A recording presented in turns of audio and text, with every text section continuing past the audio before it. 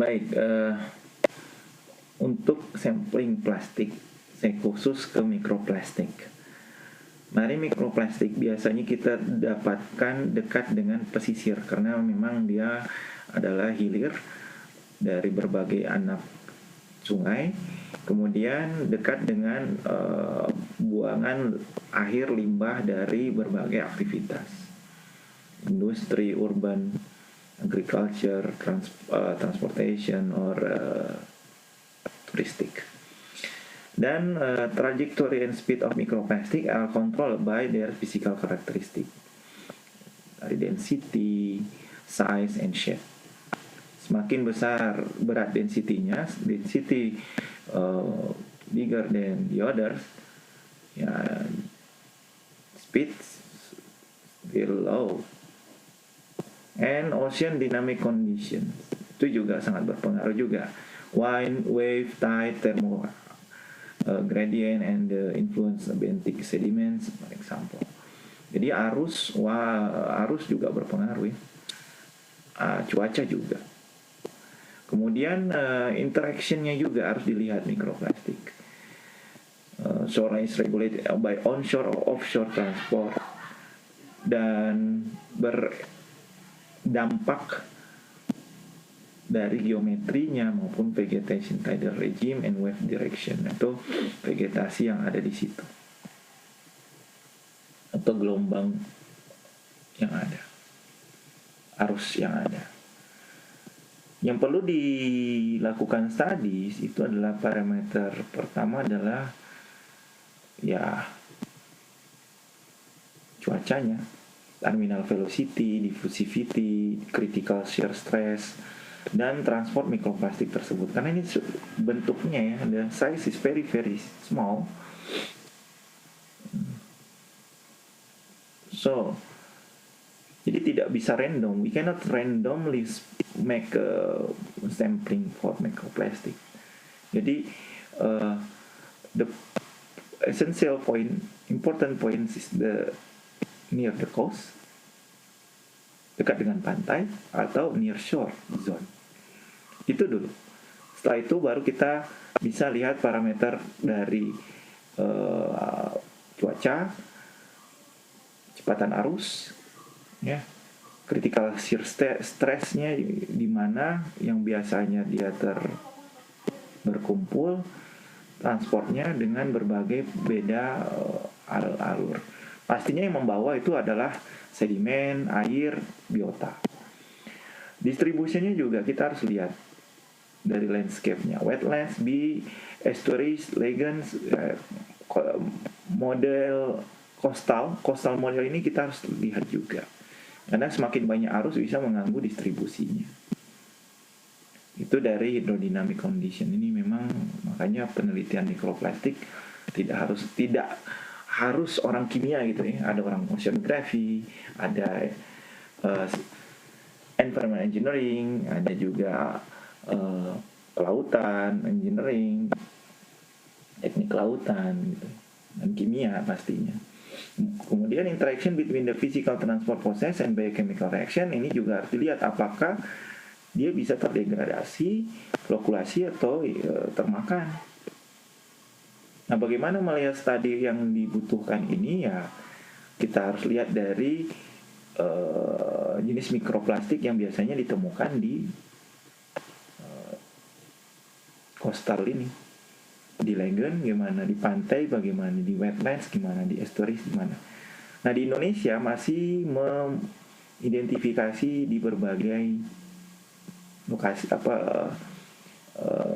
trajek yang berbeda gitu, different trajek, lokasi yang berbeda. Yang belum tahu nanti itu adalah transportnya, banyaknya di mana, dominannya, itu studi yang lebih lanjut lagi. Untuk mikroplastik di Indonesia yang kemarin saya tulis, ternyata sudah banyak orang melakukan. Namun yang penelitian terakhir itu ya banyaknya di kota-kota besar, di daerah pesisir, dan daerah sungai. Dan golongan mikroplastik ini komponennya ada banyak Ada DPE, PP, PE, polyester gitu ya. Nilon juga ada. Ini tergantung dari ukuran. Kadang ukurannya berdasarkan density atau berapa jumlah partikel per luasnya atau per beratnya. Ya, per liter gitu. Dan ini jumlah yang ada di Indonesia, studies tentang mikroplastik banyaknya sekarang ada di Banten maupun di sini juga ada di Bali, di Sulawesi ada, tidak banyak. Di Jawa lebih banyak, walaupun masih sedikit intensitasnya. Ini salah satu review yang saya dapat, Marine Debris Study in Indonesia.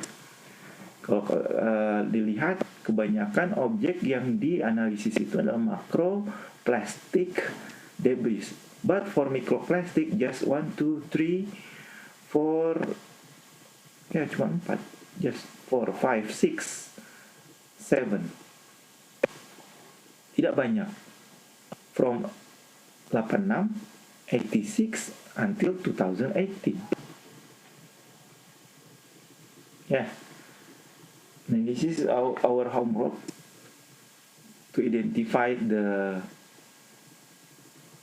kinds of microplastic, macroplastic, and how many density or the number of particles that we will found. Nah, mikroplastik biasanya kita mengambil secara random ya, walaupun lokasinya kita bisa tahu. Kita biasanya pakai jala mantanet sampling. Kenapa namanya mantanet? Karena size-nya berbeda, trajektori path-nya juga cukup besar, estimate volumenya juga cukup banyak. Mantanet dimensionnya juga sekitar sedikit lebih kecil ya daripada jala-jala yang besar gitu ya. Tapi dia bisa, ini yang paling penting, mass size-nya bisa lebih kecil dari 5000 mikrometer.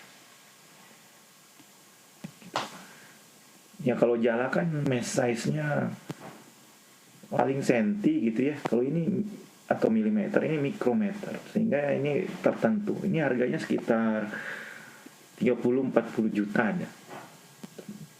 Ya. Ini kita bisa tarik dari suatu lokasi ke lokasi tertentu dari jarak tertentu menggunakan kapal. Setelah itu kita bisa lihat, misalnya ini lokasinya di Nusa Penida Komodo location. Ini kita bisa pilih sesuai diameternya, milimeter, apa size-nya.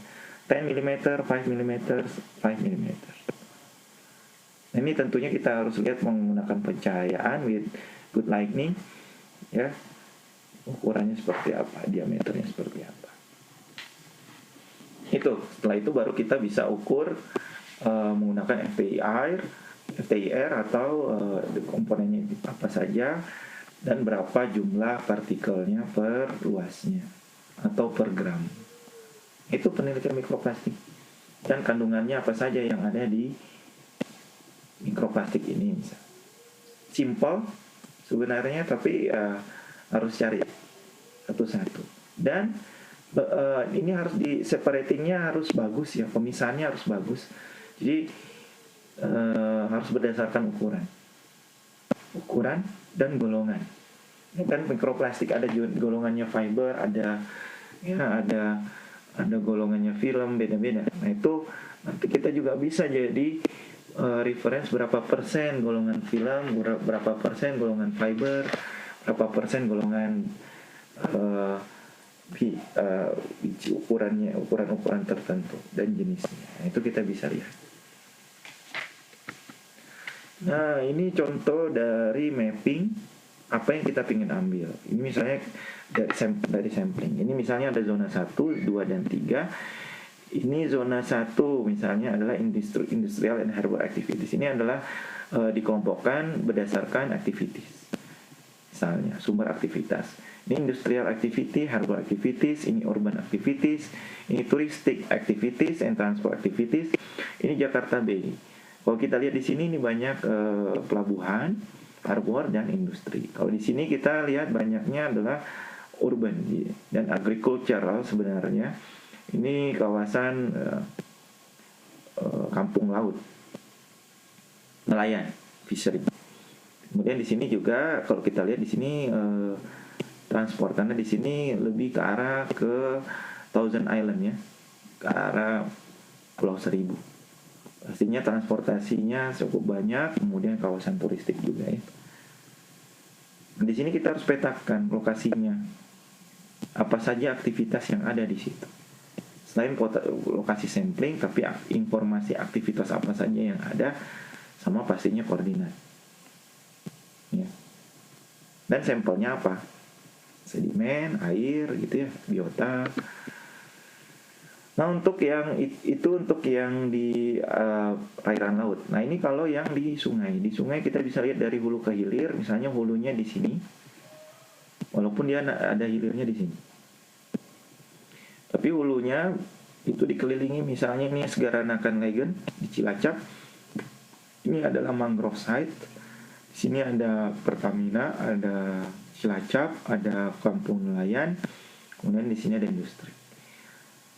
Nah, di sini harus kita lihat, ini kan semua pertemuan dari berbagai anak sungai. Nah, dari hulu ke hilir, walaupun ini semua hilir kayaknya ya. Ini kan hulunya dari mana, tapi ini kita bisa ambil karena pasti ada yang tertinggal lah melewati hutan mangrove ini. Jadi saya ambil di sini hulu, ini hilir gitu. Seperti itu.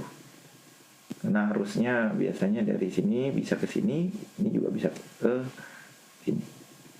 Dan juga bisa dapat dari atas. Nah, di sini kita bisa ambil hulunya, bukan hulu banget gitu ya, bisa pertengahan hulu dari anak-anak sungai yang ada. Kita ambil, dan di sini ada aktivitas industri maupun dari urban. Nah, dari mapping ini kita bisa tahu, oh di sini ternyata banyak hutan mangrove. Di sini ada Pertamina warna biru ini, kemudian ini kampung nelayan warna garis-garis. Seperti itu. Dan di sini ada mining zone. Jadi itu contoh dari segi map ya, map untuk pengambilannya. Itu saja untuk sampling. Jika ada pertanyaan, nggak didiskusikan.